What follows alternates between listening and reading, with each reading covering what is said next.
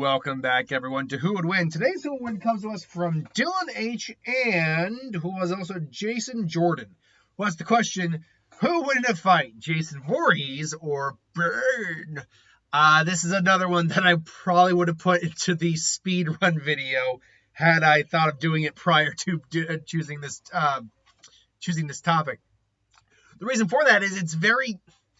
Look, I don't want to yuck, as the term is, yuck on anyone's yum, but Jason, majority-wise, will get stomped in this fight. Now, why is that? Well, Jason Voorhees, we know, was drowned, quote-unquote, by a bunch of bullies in Camp Crystal Lake. His mom wreaked revenge. As it turns out, he was living as a hermit in the woods.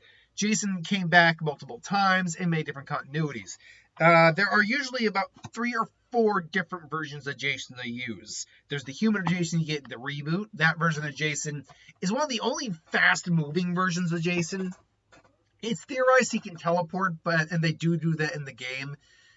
But the problem is the game is a love letter to fans, and there's nothing really canonical, if I'm remembering correctly, about the game. So even if he can teleport still, that version of Jason is physically the fastest one. He's a very powerful dude, but he's just a very large dude with knowledge of the woods, and he wields a machete, crossbow, and hatchet. Then you have the main series Jason, that Jason right there, who you can count all the way towards, say, honestly, Freddy vs. Jason is technically in continuity with that.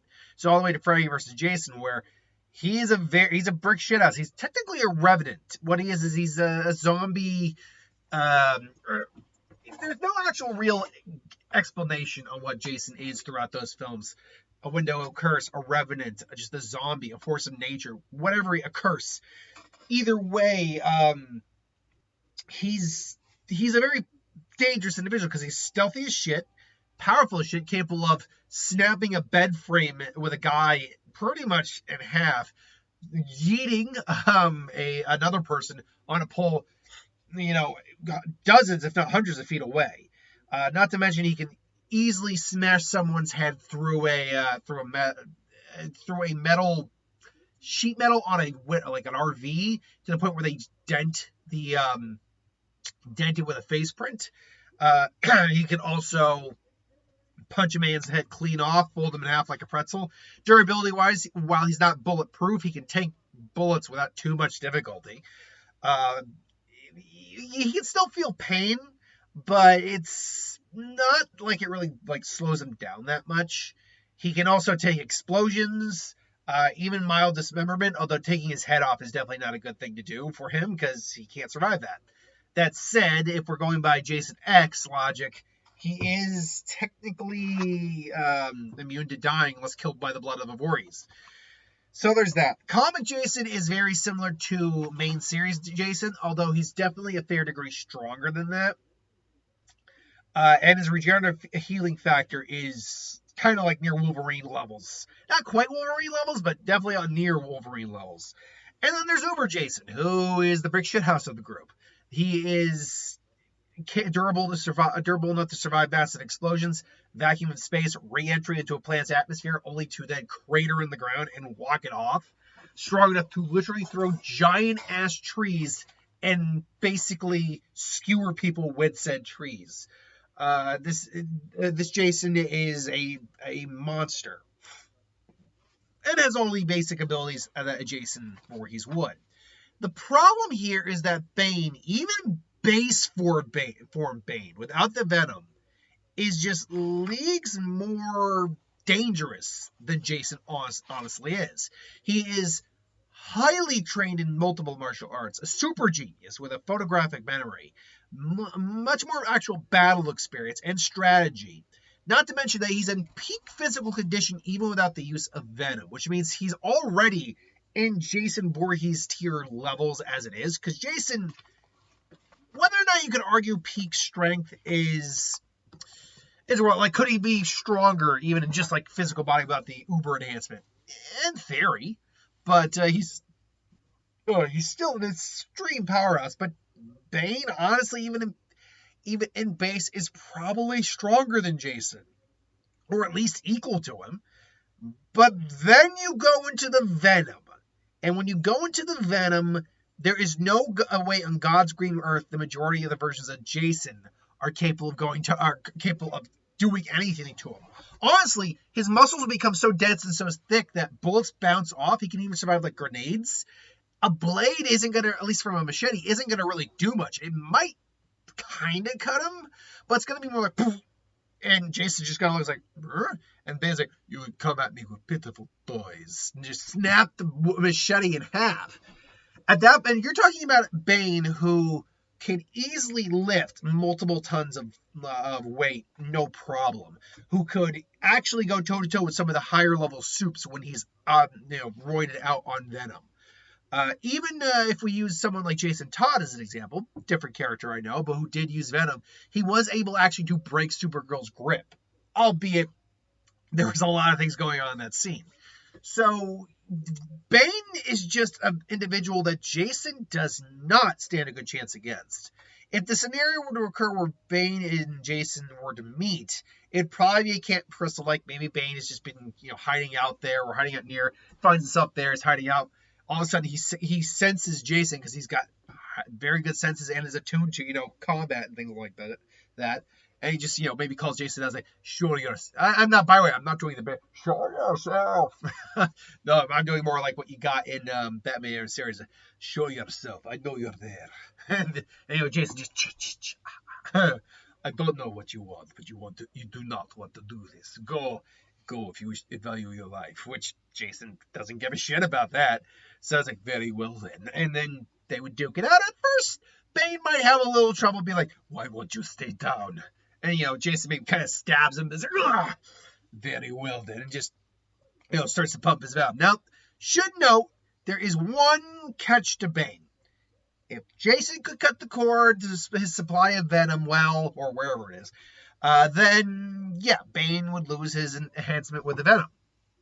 This is assuming he can even figure out to do that. Jason is not dumb. He's just simple. He can do some surprisingly strategic things occasionally, but he's just not a thinker, is what it is. He's just more of a doer. Whereas Bane also knows how to cover his weaknesses, and when the guy has a blade, he's definitely going to cover his weakness. Add on the fact that once he goes into the Venom enhanced form, Jason just maybe tries to throw a punch. He's like, poof, Bane just looks at us. Is that really all you have? I'm going more Russian, but is that really all you have? And I want to break you, and then just start smashing Jason around, and then just. I mean, look, it might not kill Jason, but if he were to snap Jason's back in half, Jason's done. Like, eventually, even if he healed from that, it would take a good long while. And furthermore, if we're dealing like Jason X Jason, where if he dies, he would just go possess a new body. He's not dead in this version. Maybe, hell, Bane is like, it just snaps his neck too.